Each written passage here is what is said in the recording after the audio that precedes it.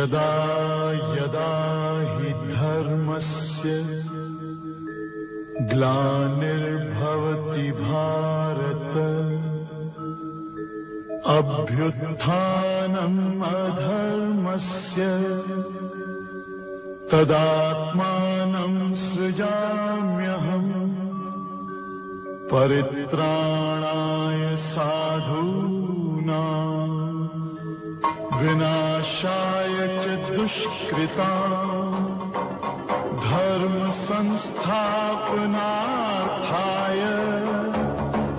संभवामि युगे युगे।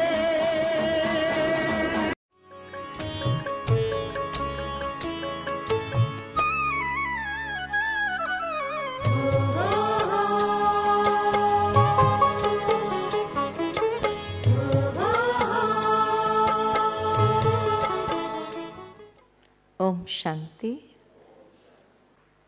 और अब दान 3 प्रकार के। इसी प्रकार दान देना कर्तव्य है, परंतु सात्विक दान किसको कहा जाता? कि जो दान उचित समय पर और उचित स्थान देखकर योग्य पात्र को दिया जाता है, जिसमें प्रत्युपकार की अपेक्षा नहीं होती है, वह दान सात्विक माना जाता है। फल की इच्छा नहीं कि मैं दूं और मुझे कुछ रिटर्न में मिले, ये नहीं भावना, लेकिन दूसरे के कल्याण के लिए योग्य स्थान, योग्य समय, योग्य पात्र को देख करके बिना किसी अपेक्षा के जो दिया जाता है वो सात्विक दान है। फिर राजसिक दान किसको कहा?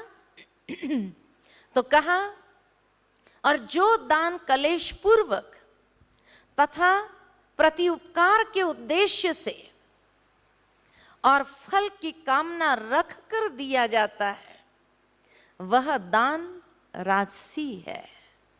इसलिए हमने कल भी कहा कि मंदिर में भी जब जाते हैं तो कई बार सौदाबाजी हो जाती है भगवान के साथ भी, कि हे प्रभु इतना काम मेरा हो जाए तो 2 नारियल दे देंगे, चढ़ा देंगे। काम हो गया तो 10 नारियल मिल जाएंगे, और नहीं हुआ तो वो एक कहानी याद आती है मुझे कि एक बार एक राजा थे, उसका राज्य नदी के किनारे पर बसा हुआ था। एक दिन राजा के मन में विचार आया कि नदी के दूसरी ओर भी लोगों को जाना चाहिए, बसना चाहिए, ताकि राज्य की सीमाओं को हम एक्सटेंड कर सके। तो इसीलिए उसने क्या किया कि प्रजा को एक गैदरिंग में दरबार बुलाया, और दरबार में इस बात को रखा कि राज्य की सीमाएं जैसे एक तरफ ही है नदी के, क्यों नहीं नदी के दूसरी तरफ भी जाए, लोग बसे, व्यापार करे और इस सीमा को एक्सटेंड करे। लोगों ने कहा सारा कारोबार इस तरफ है, उधर कौन जाएगा? तो राजा ने तुरंत कहा मेरा महल बना दिया जाए, मैं खुद जाऊंगा। अगर राजा खुद जाएगा तो प्रजा भी जाएंगी फिर धीरे धीरे। अब महल बनाने का ऑर्डर दे दिया गया कि मेरा एक बहुत सुंदर महल नदी के उस तरफ भी बनना चाहिए। बहुत सुंदर सारा महल राजा का बना, और इतना कारोबार फास्ट चला कि 1-2 साल के अंदर पूरा महल खड़ा हो गया। अब जब महल तैयार हो गया तो मंत्री ने आकर के राजा से कहा कि आप चलिए और उस महल का उद्घाटन करिए, और प्रजा को भी बुलाया है ताकि उनको आप संबोधित कर सको और उन्हें प्रेरणा दे सको कि वो भी उस तरफ आकर के बसे। कहा ठीक है। अब उस जमाने में ब्रिजेस तो थे नहीं, नाव से ही जाना पड़ता था। तो राजा के लिए नाव मंगाई गई कि भाई नाव में बैठकर राजा उस तरफ जाएंगे, लेकिन बारिश के दिन थे और इतना नदी भर के बह रही थी, लबालब। नदी बहुत चौड़ी थी और लबालब भर करके बह रही थी। अब नाव में चढ़े कि आधे रास्ते आए कि अचानक का जोर का तूफान शुरू हुआ।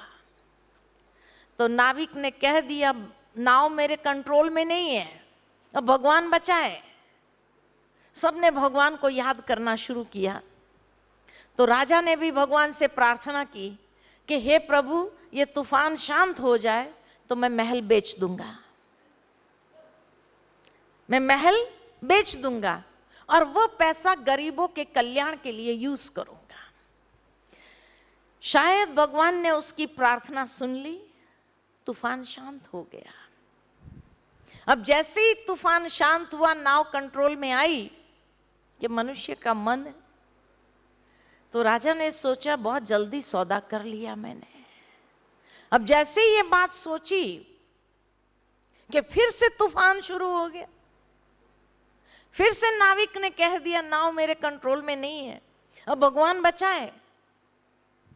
फिर से सभी ने प्रार्थना की, राजा ने भी फिर से भगवान से प्रार्थना की, हे प्रभु विश्वास करना, मैं सचमुच महल बेच दूंगा और वो पैसा गरीबों के कल्याण के अर्थ यूज करूंगा, दान कर दूंगा। शायद दोबारा भगवान ने विश्वास कर लिया, तूफान शांत हो गया। अब सामने किनारे पहुंचे, महल की भव्यता देखी, अरे क्या सुंदर महल, लेकिन अब तो सौदा हो चुका था।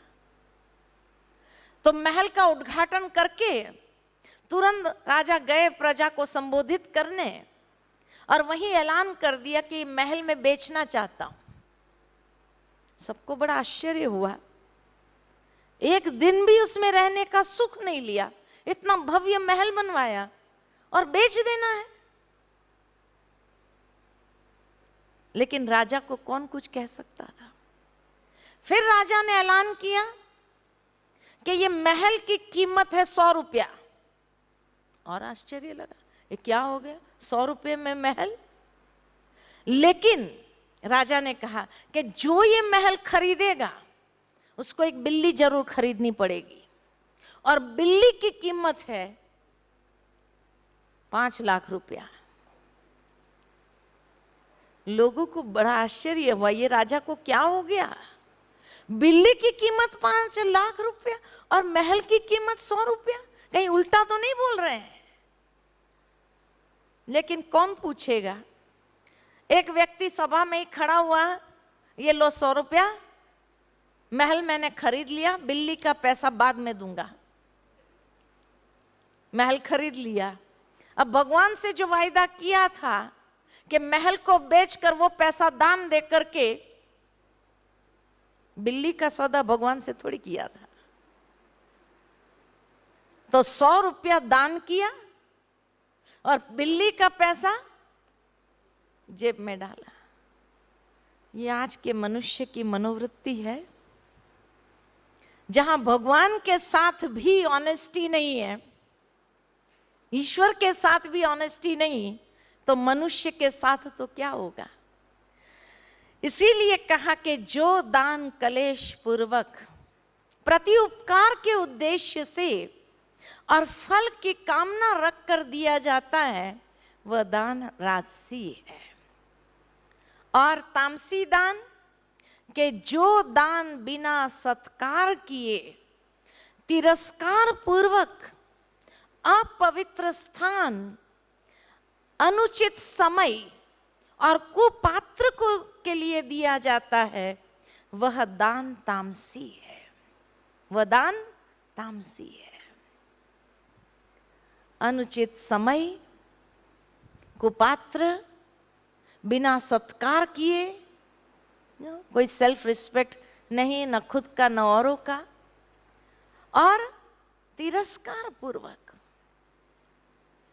ऐसे भी दान करते हैं, है ना। और इसीलिए जब ऐसे कुपात्र को इसीलिए कहा जाता है कि कलयुग के अंदर दान करो तो भी सोच समझ के करना। कुपात्र को दान नहीं करना, क्योंकि कुपात्र को दान करके हम अपने ही कर्म बंधन को बढ़ाते हैं। कैसे? जैसे मान लो कि एक भिखारी मंदिर के बाहर बैठा है और उस भिखारी की हालत देख करके आपको दया आई और आपने 100 रुपया निकाला और उस भिखारी को दान किया। आपने सोचा मैंने तो अच्छा कर्म किया, मेरा तो पुण्य जमा हो गया। नहीं, लेकिन वो पात्र था, ये देखने की बात है। क्योंकि अगर वो कुपात्र है, मान लो कि उसने उस 100 रुपए से एक चाकू खरीदा और जाकर किसी की हत्या की, तो उसने जो कर्म किया, पाप कर्म, मैंने दिया तब किया। इसीलिए उसकी पार्टनरशिप, उसने जो कर्म किया उस कर्म की पार्टनरशिप मेरे साथ बंध गई। अब उसको चुकाने का समय जब आता है तो भी पार्टनरशिप में ही चुकाना पड़ेगा। कैसे चुकाते हैं पार्टनरशिप में? कि मान लो कि आप ट्रेन में जा रहे हैं कहीं और बैठे हैं, ट्रेन में अप डाउन करने वाले बहुत अंदर घुस गए, बहुत फुल ट्रेन थी। आप जब चढ़े तो आपने देखा बैठने की कोई जगह नहीं है, खड़े रहे आप। लेकिन आपको खड़े देख करके एक सज्जन थोड़ा सिकुड़ता है, जगह करता है और आपको कहता आइए बैठो। आपको लगता है ये व्यक्ति कितना अच्छा है, उसने मुझे बैठने की जगह दिया। लेकिन इतने पैसेंजर खड़े थे, उसमें सिर्फ आपको ही क्यों दिया? कुछ तो पार्टनरशिप है। अब जैसे जैसे चलते गए, बातचीत होती रही, परिचय होता रहा। उसके बाद कुछ लड़के लोग चढ़े और ढूंढते हुए आए उसको, और आते ही इतना गाली गलौज करने लगे, बहुत उल्टा सीधा बोलने लगे उस व्यक्ति को। और आपको लगता है ये इतना अच्छा व्यक्ति, मुझे बैठने की जगह दिया। ये लड़के लोग क्या असभ्यता वाला भाषा बोल रहे हैं, ये कर रहे हैं, और आप बीच में बोलने जाते हैं। अरे भाई क्या तकलीफ हो रही है? अब आपको आगे पीछे की बात कुछ समझती नहीं है, वो चुप बैठा है, आप बीच में बोलने गए। वो लड़कों को लगता है आप उन्हीं के साथ हैं, वो उसके साथ तो मारपीट करते ही हैं, आपको भी मार के जाते हैं। अब आप सोचते मैं तो निर्दोष था, मैं तो निर्दोष था, मुझे क्यों मारा जा रहा है? लेकिन कहीं कोई ना कोई पार्टनरशिप तो है, और उस पार्टनरशिप के कारण ही ये भोगना भी भोगनी पड़ती है। इसीलिए कहा जाता है कि कलयुग में अगर दान करो तो कुपात्र को नहीं, सुपात्र को दान करो, नहीं तो नहीं दान करना ज्यादा बेहतर है। नहीं दान करना। कई लोग सोचते हैं अभी इस दुनिया में कहाँ टाइम है किसी के पास सुपात्र ढूंढने के लिए, तो नहीं दान करो। जहां अपना हिसाब किताब ही नहीं चुकाया जा रहा है, वहां दूसरे के साथ पार्टनरशिप करना ये कौन सी समझदारी है? है समझदारी? कोई समझदारी तो नहीं है। तो इसीलिए दान करने के भी बहुत तरीके हैं। आप किसी बच्चे को पढ़ाओ, किसी को अच्छा भविष्य दो, किसी को कोई अच्छी योग्यता उसके अंदर डेवलप हो, ऐसे के लिए आप कोई व्यवस्था हो, ऐसी वहाँ भेज दो वहाँ उसको, ताकि उसकी उन्नति होती रहे, उसका जीवन संवरने लगे। जरूरी थोड़ी कि आपको ही सब कुछ करना है। आप खाली ऐसे स्थान पर उसको भेज सकते हैं। इसीलिए कहा दान करने के बहुत सारे तरीके हैं। नहीं तो पार्टनरशिप में दान करना या पार्टनरशिप का हिसाब बना देना ये समझदारी नहीं है। कभी कभी पार्टनरशिप ज्यादा लोगों के बीच में भी हो जाती है। कैसे? मान लो कि एक कसाई है, उस कसाई ने एक जानवर को मारा, उसने वो मांस जो है एक दुकान वाले को बेचा, तो दुकानदार उसके साथ भागीदार हो गया। उस दुकानदार से एक होटल वाले ने वो खरीदा, अब वो होटल वाला भागीदार हो गया। होटल वाले ने अपने रसोई घर में वो चीज दिया, बावर्ची ने उसको पकाया, क्योंकि उस होटल में एक पार्टी थी जहां 50 लोग आने वाले थे और उन्हें खाना था। तो बावर्ची ने बनाया, वो भी उस पार्टनरशिप में जुड़ गया।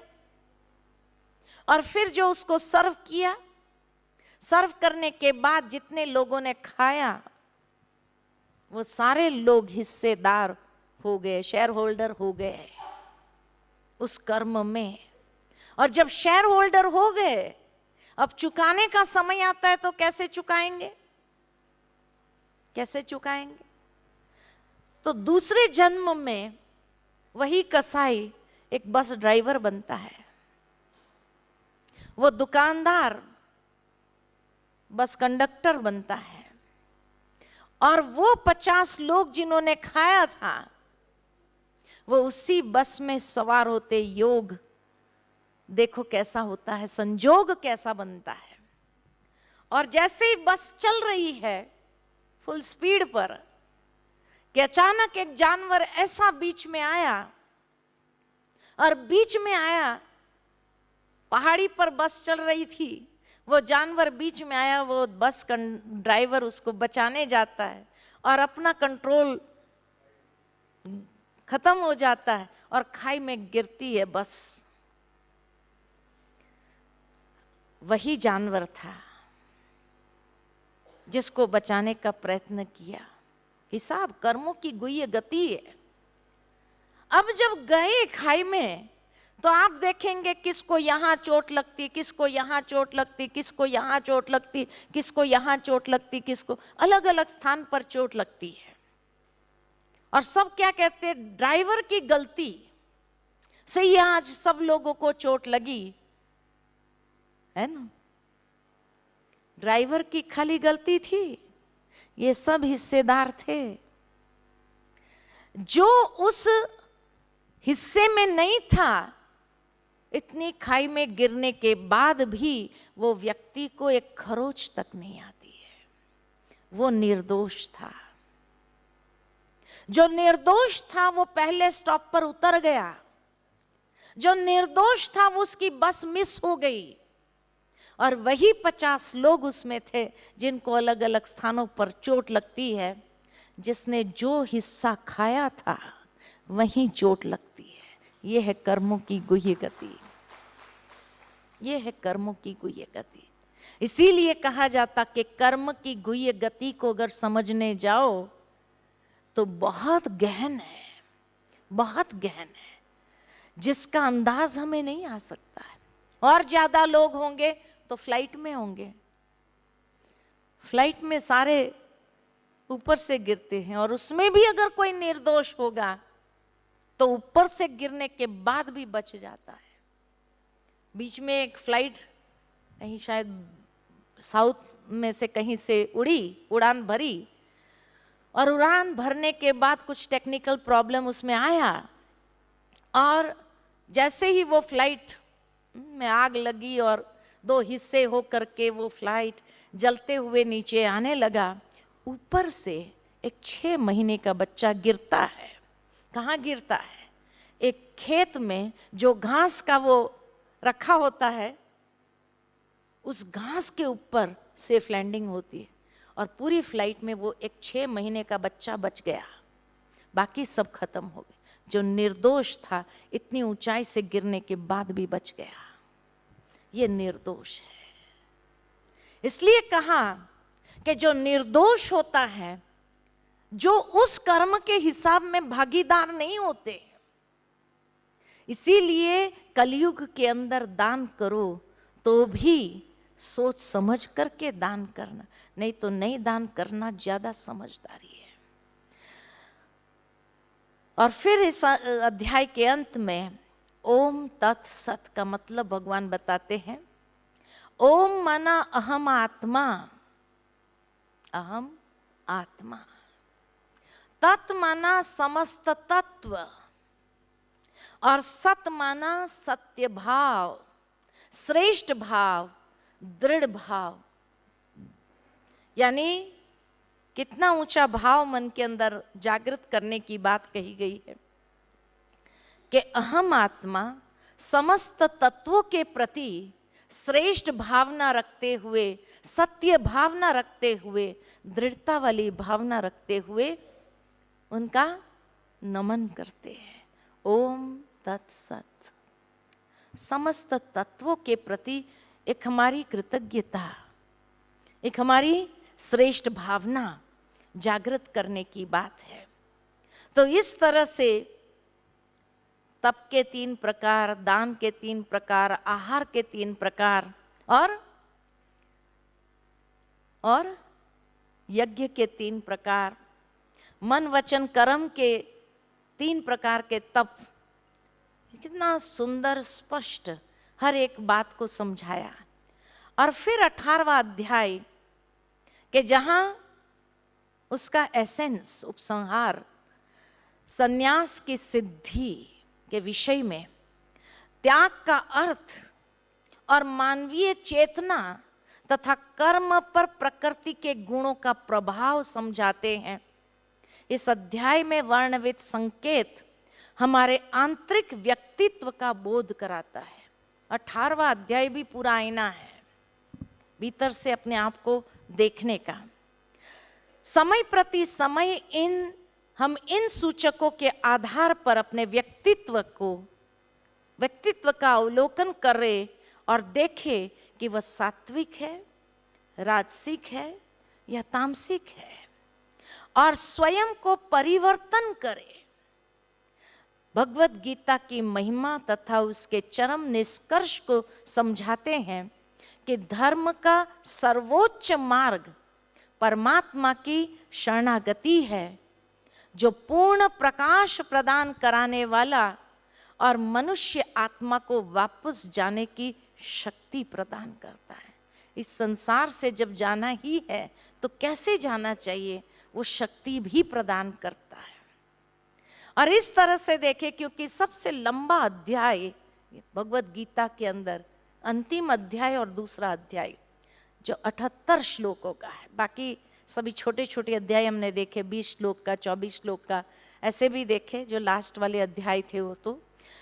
तो प्रथम श्लोक से लेकर 12वें श्लोक तक संन्यास और त्याग का आधार एवं प्रकार, 13वें श्लोक से लेकर 17वें श्लोक तक कर्म मात्र की सिद्धि में 5 कारण, 18वें श्लोक से लेकर 28वें श्लोक तक ज्ञान, कर्म और कर्ता गुण भेद के 3 प्रकार, सात्विक, राजसिक, तामसिक, 29वें श्लोक से लेकर 35वें श्लोक तक बुद्धि और धारणा के 3 प्रकार। यहां भी हर बात के 3-3 प्रकार जरूर दिए हुए हैं। 36वें श्लोक से लेकर 39वें श्लोक तक 3 प्रकार के सुख बताए गए हैं। 40वें श्लोक से लेकर 48वें श्लोक तक वर्ण धर्म के स्वभावजन्य कर्म बताए गए हैं। और 49वें श्लोक से लेकर 54वें श्लोक तक स्वधर्म युक्त कर्म और ज्ञान की पराकाष्ठा का आधार क्या है।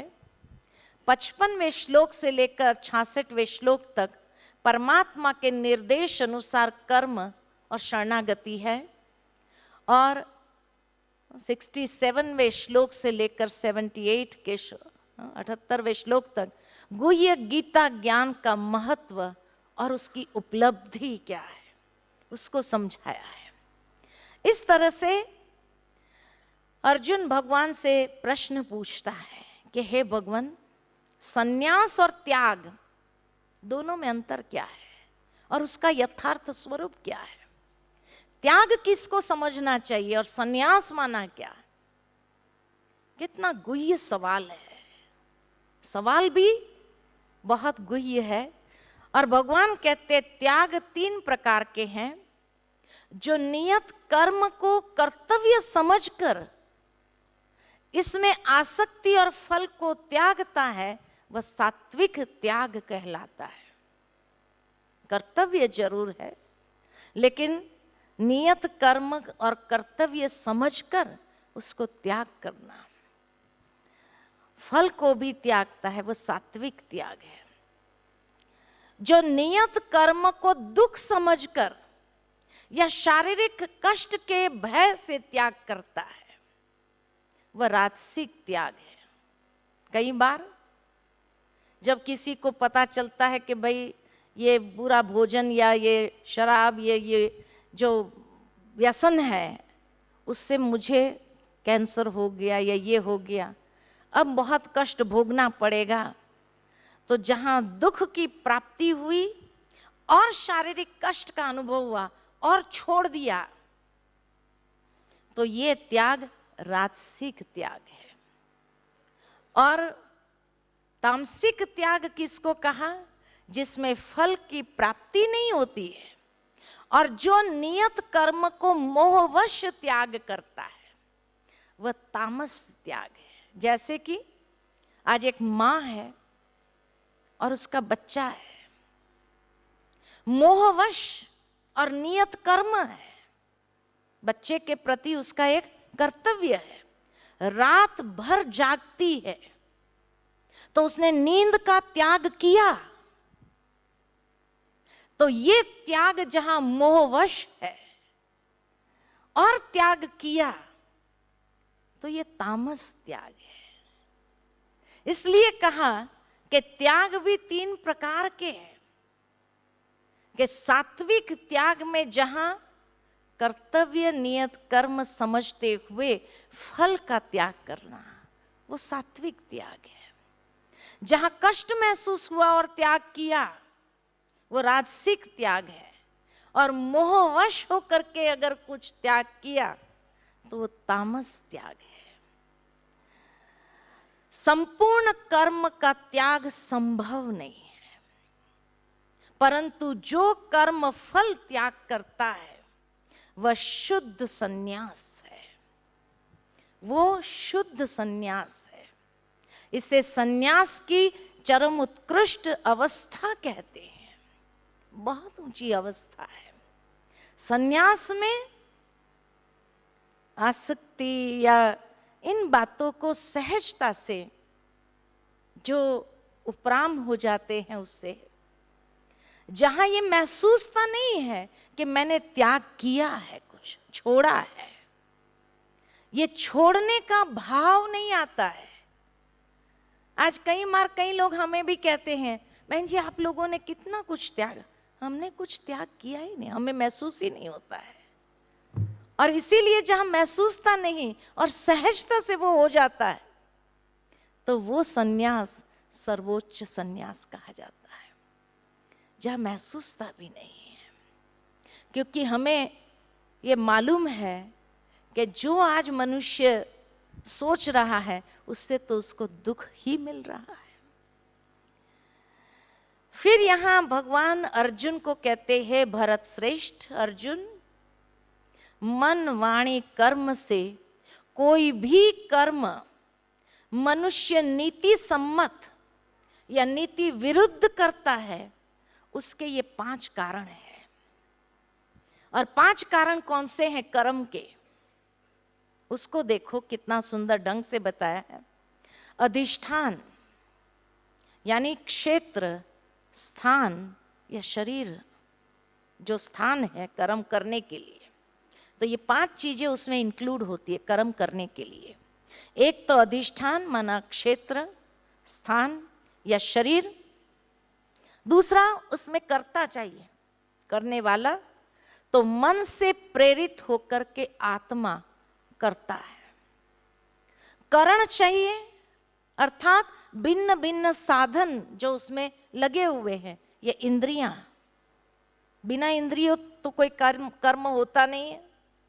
तो शरीर भी चाहिए, मन प्रेरणा देने वाला भी चाहिए, प्रेरित करने वाला इंद्रियों को, तो अधिष्ठान चाहिए, स्थान चाहिए, कर्ता चाहिए, जो आत्मा है, करण चाहिए, जो इंद्रियां है, मन है, इच्छाएं, बिना इच्छा के व्यक्ति कोई कर्म नहीं करता है, तो इच्छा भी चाहिए, प्रकृति जन्य प्रवृत्तियां और दैव यानी ईश्वरीय नियम, प्रारब्ध या संस्कार, ये नीति सम्मत हो जाता है और उसके आधार पर कर्म करता है।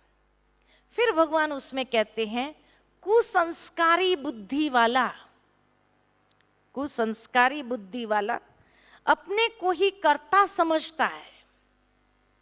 अभिमान आ गया ना, मैं ही करता हूं, मैं करने वाला हूं। वह कुमति कुछ समझता नहीं है, जो अहंकार भाव से ऊपर उठता है और जिसकी बुद्धि निर्लिप्त है, वह बंधन मुक्त हो जाता है, वह ईश्वरीय नियम में चलता हुआ श्रेष्ठ कर्म ही करता है।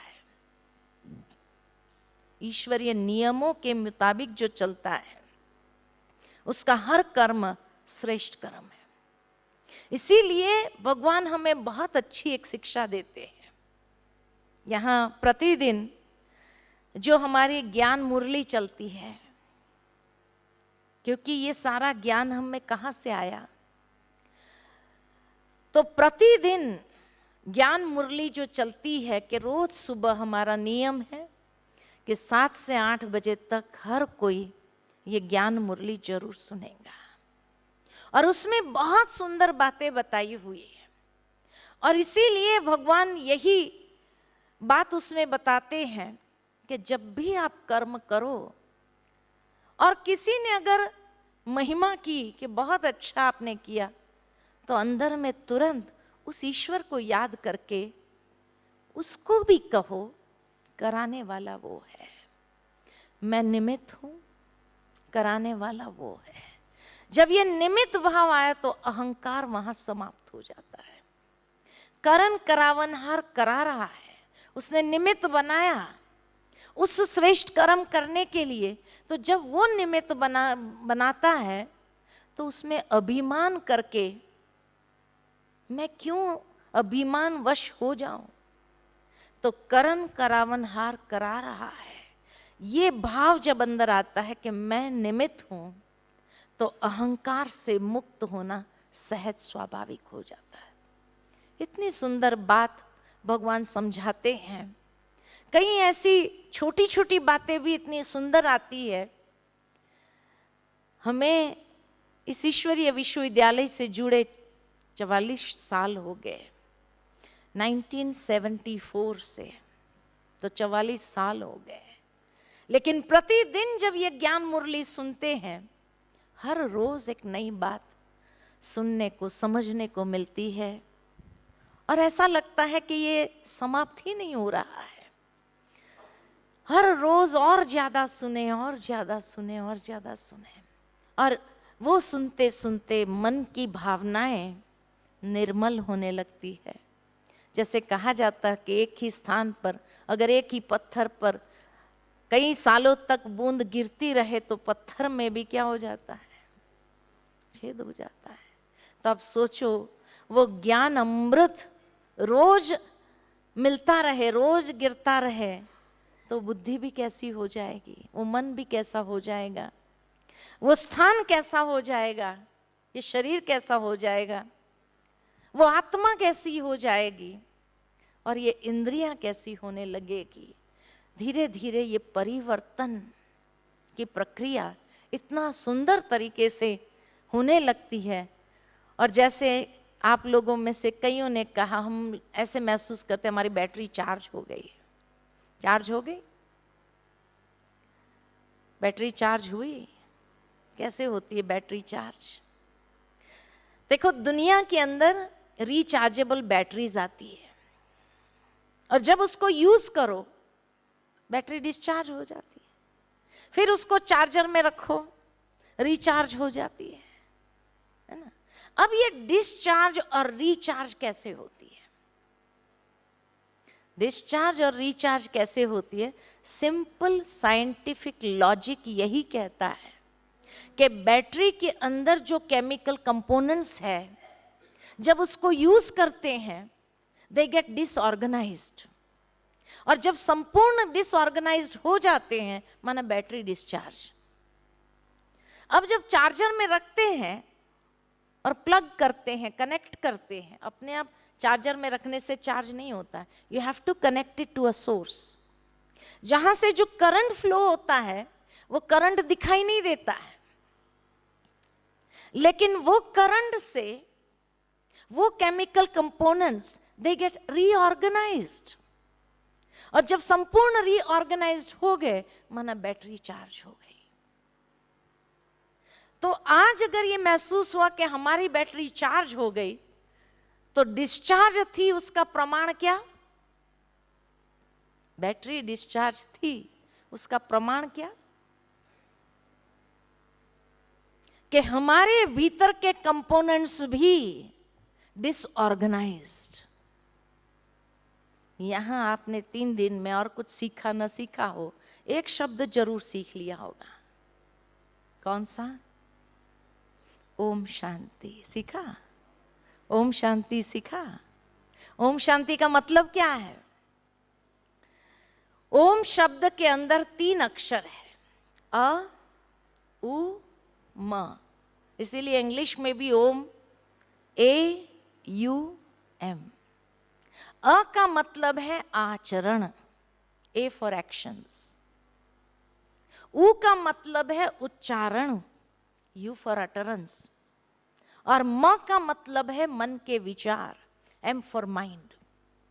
जीवन की ये 3 महत्वपूर्ण क्रियाएं हैं, सोचना, बोलना और कर्म करना।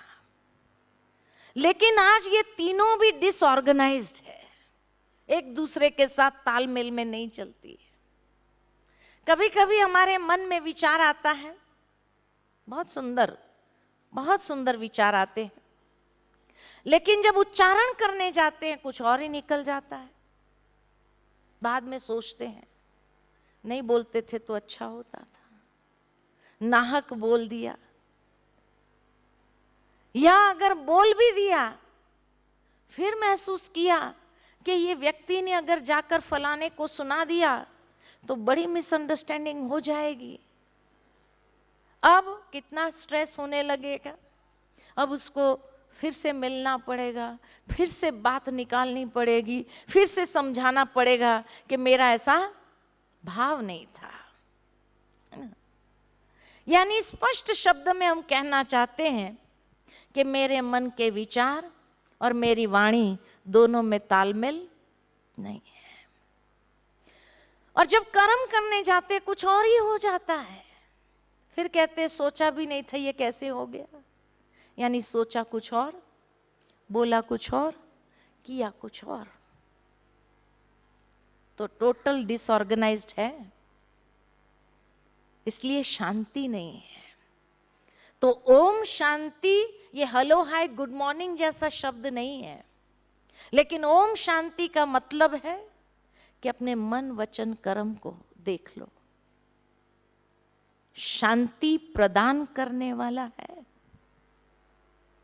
It's a word of self awareness, कि जिससे एक आत्म जागृति अपने में आए और धीरे धीरे हम अपने मन वचन कर्म को सुंदर बनाना शुरू करें।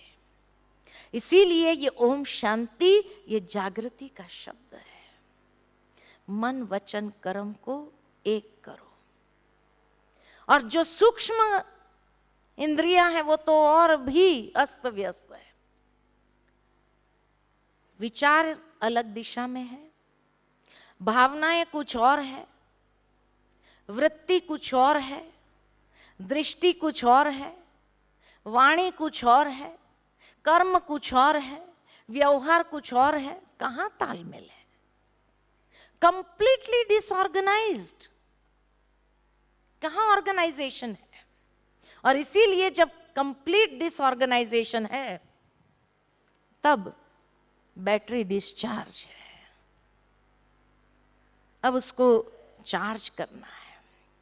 तो ज्ञान वो एनर्जी है जो चार्ज करता है, और चार्ज हुआ उसका प्रमाण कि ये भीतर के कंपोनेंट्स सारे एक दूसरे के साथ तालमेल में बैठना शुरू हो जाते। जो सोचोगे वही भावनाएं, वही दृष्टि, वही वृत्ति, वही कर्म, वही व्यवहार, वही हमारे शब्द, ये सब एक दूसरे के साथ जुड़ने लगते हैं।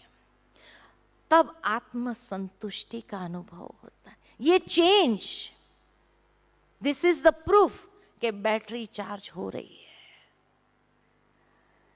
और अगर ये चेंज पॉजिटिव है, माना बैटरी 100% चार्ज हो रही है, अगर व्यक्ति और बिगड़ जाए और अस्त व्यस्त हो जाए और परेशान हो जाए, तो इसका मतलब कहीं ना कहीं कनेक्शन में गड़बड़ है, सही कनेक्शन नहीं जोड़ा है ना। तो इसीलिए the change should be for the betterment. लेकिन कभी कभी किसी में इंस्टेंट चेंज जब देखते ना, तो भी लोग हजम नहीं कर पाते। हमारे पास एक बार एक भाई आए थे, बहुत गुस्से वाले, बहुत गुस्सा उसको आता था। कहता था मेरा दिन शुरू होता ही गुस्से से, दिन आरंभ होता ही गुस्से से, माना कुछ भी छोटी बात से उसका गुस्सा शुरू हो जाता। अब यहां जब आया तो नेचुरल है कि टाइम टेबल उसको मिल गया, रहने की व्यवस्था मिल गई उसको, गुस्सा करने का कहीं कोई मतलब नहीं था। खाने पर गया, सब व्यवस्थित था, खा लिया, बड़ा सारा दिन बीता। पहला दिन गुस्सा ही नहीं किया। आश्चर्य लगा, पहला दिन ऐसा गया जब मैंने गुस्सा नहीं किया। दूसरे दिन सुबह उठा, मेडिटेशन ज्वाइन किया सुबह का, फिर क्लास में आया, बैटरी चार्ज होने लगी। अब जब बैटरी चार्ज हो रही थी उसकी, तो सारा दिन बीता, अलग अलग सेशन में पार्टिसिपेट किया, गुस्सा करने का कोई मतलब नहीं था। तो दूसरा दिन ऐसा गया, गुस्सा नहीं किया। खुद को ही आश्चर्य लग रहा है, पहली बार ऐसा हुआ, 2 दिन हो गए और मैंने गुस्सा ही नहीं किया। अंदर से बड़ा अच्छा भी लग रहा था, बड़ा एम्पावर्ड फील कर रहा था। तीसरा दिन हुआ, बहुत सुंदर गया, तीसरे दिन भी गुस्सा नहीं आया। चौथा दिन गया, वो भी बहुत अच्छा। 5वां दिन जाने का दिन आ गया। जिंदगी में पहली बार 5 दिन हो गए और गुस्सा ही नहीं किया, और इतना एम्पावर्ड फील करने लगा, इतनी बैटरी चार्ज महसूस होने लगी उसको। जाने का समय आया और दादी जी, स्वाभाविक था कि यहाँ पहुंच गए, तो दादी जी से मिलना हुआ। दादी जी ने स्वाभाविक रीति से पूछ लिया सबसे, क्या लेकर जा रहे हो, क्या छोड़ के जा रहे हो। तो उस भाई को बड़ा उमंग आया, दादी जी मैं कुछ सुनाऊं। दादी जी ने कहा भले सुनाओ। तो जब आया स्टेज पर, कहा जिंदगी में पहली बार ऐसा हुआ कि 5 दिन हो गए और मुझे गुस्सा ही नहीं आया, और ऐसा लगता है बैटरी फुल चार्ज हो गई, और इसीलिए यहां की शांति में लेकर जा रहा हूं, गुस्सा छोड़ के जा रहा हूं। उस समय भी सभी ने ऐसे ही ताली बजाई थी, सभी ने ऐसे ही ताली बजाई उसकी बात सुन करके। दादी जी ने कहा लेकिन उसके लिए रोज बैटरी चार्ज करना पड़ेगा, क्योंकि नहीं तो वापस वो कमजोरी आ जाएंगी, तो जो यहां दान करके जा रहे हैं वो वापस आ जाएगा। तो कहा नहीं, अब मैंने समझ लिया, और इसीलिए मैं रोज बैटरी चार्ज करूंगा, मेडिटेशन करूंगा, रोज ज्ञान की कुछ बातें सुनूंगा, अच्छी बातें लगी मुझे इसलिए रोज सुनूंगा, थोड़ा थोड़ा थोड़ा करके, और अपनी बैटरी रोज चार्ज करूंगा। बहुत अच्छी बात। यहां से गया तो रास्ते में उसके मन में विचार आया कि मैं है ना परिवार वालों को सुनाऊंगा नहीं कि मैं गुस्सा छोड़ के आया हूं, उनको सरप्राइज दूंगा, देखे तो सही वो क्या फील करते हैं। क्योंकि उसको लगा जैसे मुझे बहुत अच्छा लग रहा है, उनको भी कितना अच्छा लगेगा, मैं गुस्सा नहीं करूंगा तो। बड़े अच्छे अच्छे विचार आ रहे थे। तो इसीलिए यहां से जब घर पहुंचा तो उसने सुनाया नहीं, इधर उधर की बातें हुई, बहुत अच्छी अच्छी बातें शेयर किया उसने, और खाना खाया और रात में सो गए, क्योंकि शाम को पहुंचा था तो रात में खाना खा के सो गए। दूसरे दिन जब सुबह उठे तो मेडिटेशन करने बैठे तो परिवार वाले देखकर हंसने लगे और सोचा ये 2 दिन का नाटक है, फिर वही उसका स्वरूप हो जाएगा। तो पहले दिन तो परिवार वालों ने हंसी में बात उड़ा दी, लेकिन उसका तो छठा दिन हो गया बैटरी चार्ज करने का। 7वां दिन जब हुआ तो 7वां दिन भी मेडिटेशन किया, ज्ञान की कुछ अच्छी बातें सुन ली उसने, और सुनने के बाद 8वां दिन भी बहुत अच्छा बीता उसका। 9वें दिन पर बच्चों ने सोचा देखे तो सही, टेस्ट लेते हैं पिताजी गुस्सा करते हैं कि नहीं करते हैं। वो जानते थे कौन सी हरकत से उनको गुस्सा आएगा, इसलिए ऐसी हरकत की, नॉर्मली उनको गुस्सा आ जाता, लेकिन 8 दिन से बैटरी चार्ज हो रही थी, वो भी समझ गए ये मेरी टेस्ट ले रहे हैं। उनको भी हंसी आई, ओम शांति किया और चल दिया, है ना। अब वहां पर परिवार वालों को थोड़ा अटपटा लगा कि ये हरकत से तो उसको गुस्सा जरूर आता, ये जरूर कुछ गड़बड़ हो रही है ना। अब पत्नी को उसकी कमजोरी मालूम थी कि किस बात को लेकर उसको बहुत गुस्सा आता है, किस बात को लेकर के, तो पत्नी को मालूम था कि खाने में अगर नमक तेज हो जाए तो थाली फेंकना जरूर है उसने। तो उसने जानबूझ करके थोड़ा नमक ज्यादा डाल दिया। अब डाल दिया, भाई जब खाना खाने बैठे देखा नमक ज्यादा है, नॉर्मली तो थाली फेंकते हैं, लेकिन अब बैटरी चार्ज हो रही थी, तो कहा आज शायद नमक ज्यादा पड़ गया है, गलती से 2 बार हो गया है, एक काम करो, कोई बात नहीं, दही दे दो साथ में, ठीक हो जाएगा। अब ये हरकत भी उनकी अजीब लगी पत्नी को। अब जब अजीब लगी तो पत्नी ने अपनी सास को फोन किया, कुछ गड़बड़ हो गई है। कहा क्या गड़बड़ हो गई? अरे गुस्सा ही नहीं किया, डबल नमक डाल दिया मैंने जानबूझकर, तो भी जब से आए हैं तो गुस्सा ही नहीं कर रहे। बच्चों ने हरकत की तो भी गुस्सा नहीं के मुस्कुरा के चल दिए। सास ने पूछा कहाँ गया था? कहा ब्रह्मा कुमारियों में। जरूर जादू लग गया, क्यों गया था वहां पर, क्यों गया था वहां, है ना। अब मां को चिंता हो गई, मेरे बेटे के ऊपर क्या जादू किया ये ब्रह्मा कुमारियों ने। वो तुरंत गांव से अगली बस पकड़ के पहुंच गई और उसने बहू को इंस्ट्रक्शन दे दिया कि अभी शाम के खाने में फिर थोड़ा ज्यादा नमक डालना, थोड़ा ज्यादा नमक, डबल नमक डालना। अब जब बेटा घर में आया, माँ को देखा, कहा माँ तू कब आ गई, कैसे आना हो गया? कहा बस ऐसे दिल किया तुझे मिलने के लिए, इसलिए चली आई। कहा बहुत अच्छा किया, चलो बैठते भोजन करने। अब बहू को तो इंस्ट्रक्शन था कि डबल नमक डाल देना। अब फिर डबल नमक था तो नॉर्मली तो वो थाली फेंकता ही था। अब जैसे ही माँ ने खाया थोड़ा, डबल नमक देख करके बहू को डांटने लगी, ये कोई खाना बनाती है, ऐसा कोई खाना बनाना होता है ना। तो बेटे ने भी चखा, कहा आज सुबह से ही डबल नमक पड़ने का दिन हो गया है शायद। हंसी में बात को उड़ा दी, कहा कोई बात नहीं, दही दे दो फिर से। अब बहू ने कह दिया दही नहीं है, अब यही खाना पड़ेगा। तो सास ने कहा बेटे को फेंक दे थाली, फेंक दे थाली। बेटे ने कहा लेकिन क्यों फेंकूं मैं, क्यों फेंकूं, अन्न का अपमान हो जाएगा।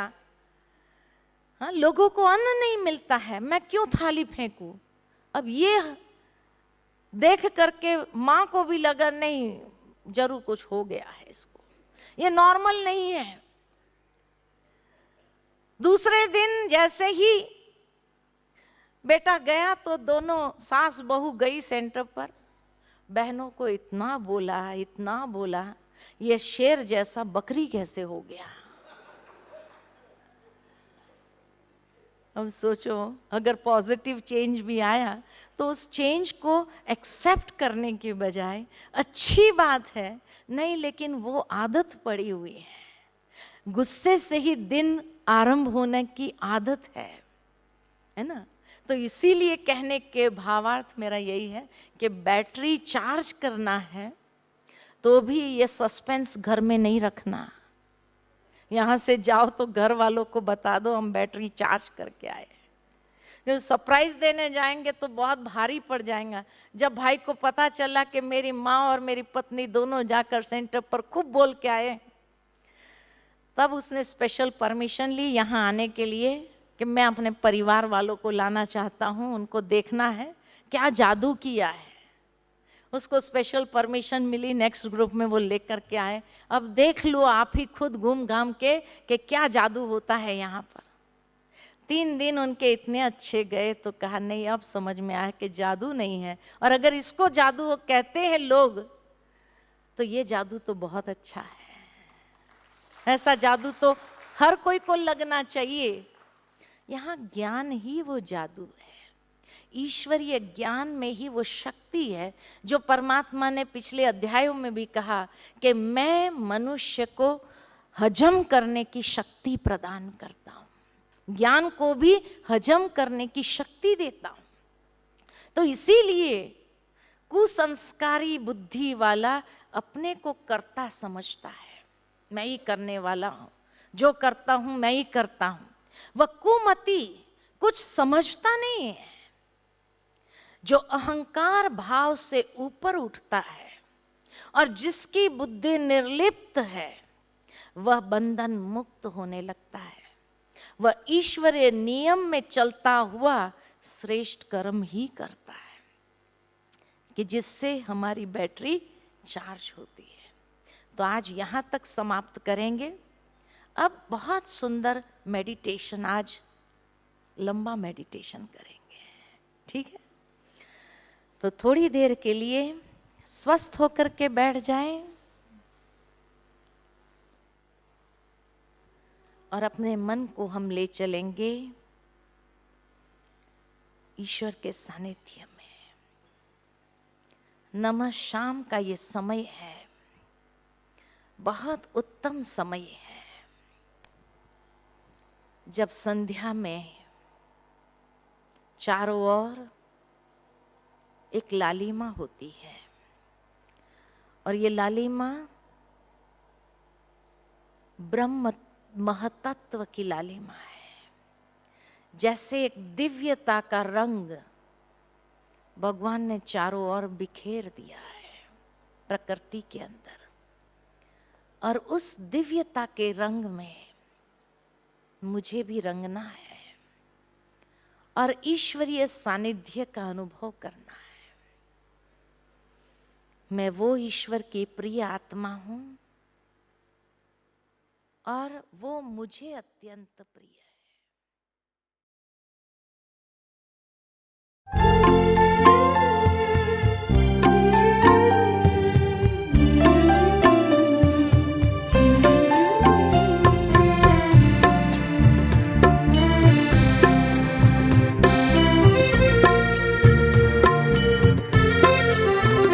जीवन बदल गया, प्रभु का दामन थाम कर।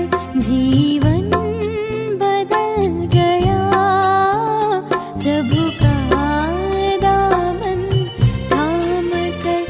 हर सांस अपनी कर दी, हर सांस अपनी कर दी, बस जी